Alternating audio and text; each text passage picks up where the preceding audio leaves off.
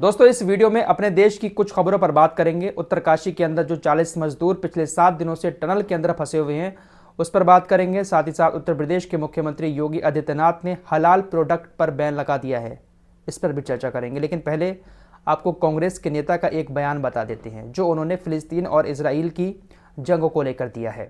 दोस्तों इजराइल और फिलिस्तीन का ये जो मैटर चल रहा है, गाजा के अंदर इजराइल जो कुछ कर रहा है उसको लेकर कांग्रेस फिलिस्तीन और गाजा के सपोर्ट में है। प्रियंका गांधी ने भी सपोर्ट किया था। कांग्रेस खुलकर फिलिस्तीन के सपोर्ट में है। वही हमारे देश का जो स्टैंड है वो फिलिस्तीन के लिए हमेशा से रहा है और अभी भी वही स्टैंड है। फिलहाल इसी मामले में केरल के कासरगोड में फिलिस्तीन के साथ एकजुटता प्रदर्शन करने के लिए एक रैली का आयोजन हुआ था। इस रैली में कांग्रेस के एक नेता ने भाषण दिया। ये हैं कांग्रेस के सांसद राजमोहन उन्नीथन।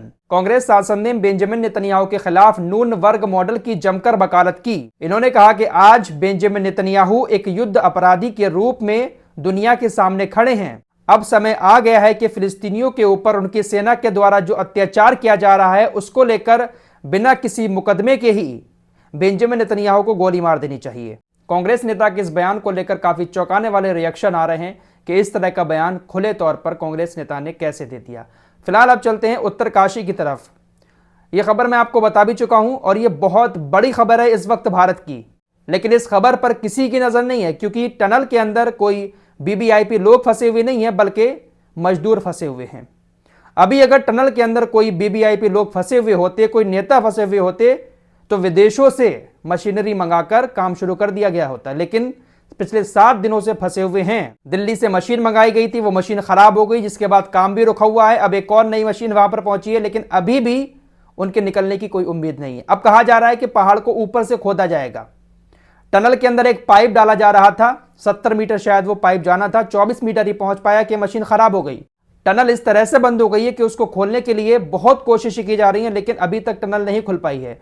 अब इसको लेकर जो मजदूर इसमें फंसे हुए हैं उनके परिवार वाले हंगामा कर रहे हैं। परिवार वालों का कहना है कि हमारे भाई सुरंग के अंदर फंसे हुए हैं और यहां पर सिर्फ एक्सपेरिमेंट किया जा रहा है, मशीनों को लाया जा रहा है और एक्सपेरिमेंट किया जा रहा है, निकालने की पूरी कोशिश नहीं की जा रही है। अगर हमारे भाइयों को सही से निकालने की कोशिश की गई होती तो अब तक हमारे भाई निकल गए होते।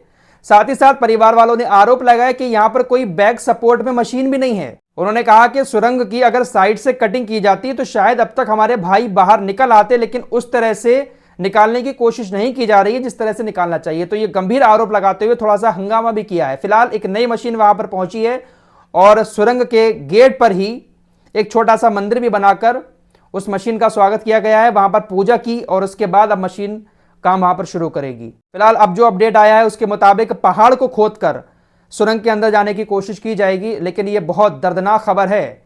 40 जिंदगियां सुरंग के अंदर तड़प रही हैं पिछले 7 दिनों से।